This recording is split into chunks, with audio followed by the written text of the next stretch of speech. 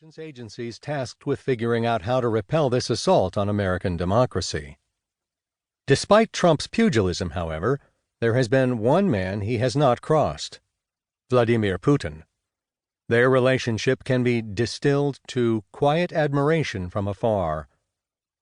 I think Trump is an experienced person, a businessman with very extensive experience, Putin told NBC News personality Megyn Kelly during an interview in March 2018.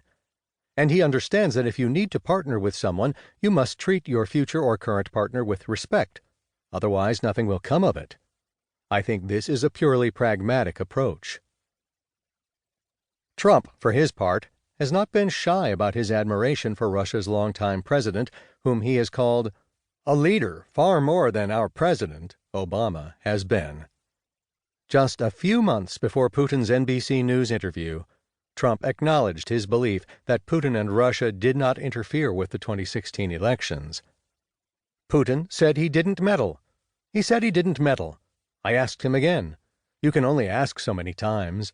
Every time he sees me, he says, I didn't do that. And I really believe, that when he tells me that, he means it. I think he is very insulted by it. Trump's friendly history with Russia stretches back decades to when Trump Tower first began taking on tenants after opening in 1983. From the beginning, the Russian mafia made Trump Tower a base for their skullduggery, a trend that continued when Trump built his Taj Mahal casino in Atlantic City. When that venture failed, and Trump spent the latter part of the 1990s bankrupt, he turned again to the Russians, hoping to sell them on a Trump Tower in Moscow. The Russian capital became such a favored travel and business destination for the Trump family that Eric Trump once quipped to a friend of the family, who reported it later, "We have all the funding we need out of Russia. We go there all the time." That affinity has long gone both ways. Russian oligarchs, criminal masterminds, and Kremlin-linked officials have been drawn to Trump and his properties for years. But prior to the 2016 presidential election, those connections, nearly all of them shady, remained behind a curtain. With Trump's candidacy came more audacious attempts by high-powered Russians to assist him in his run, by reaching out with numerous offers of secret back channels, dirt, and hacked emails.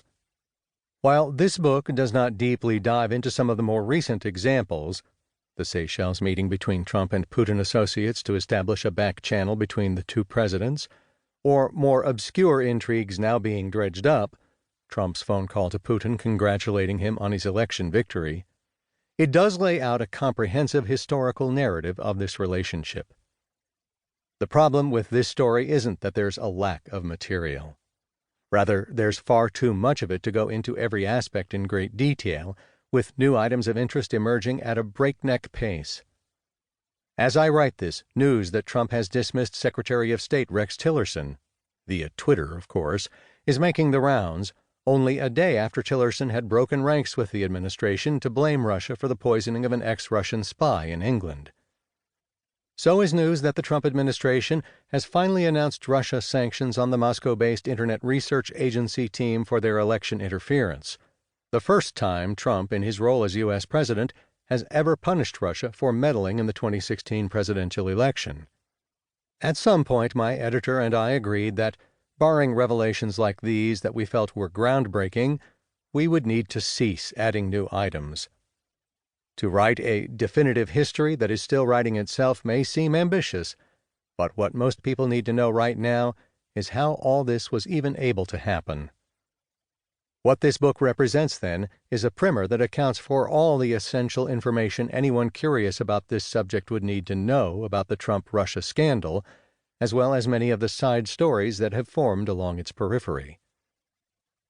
The Trump-Russia story keeps advancing at such a pace that it's easy to forget all that happened in the first year of the Trump presidency. A former national security advisor pleaded guilty to federal charges of lying to the FBI about his contacts with the Russian ambassador. The president fired his FBI director, James Comey. The very next day, he told the same Russian ambassador in the White House that firing Comey relieved great pressure that the FBI's Russia investigation had placed on him. A campaign aide pleaded guilty to lying about contacts with people connected to the Russian government who told him that Russia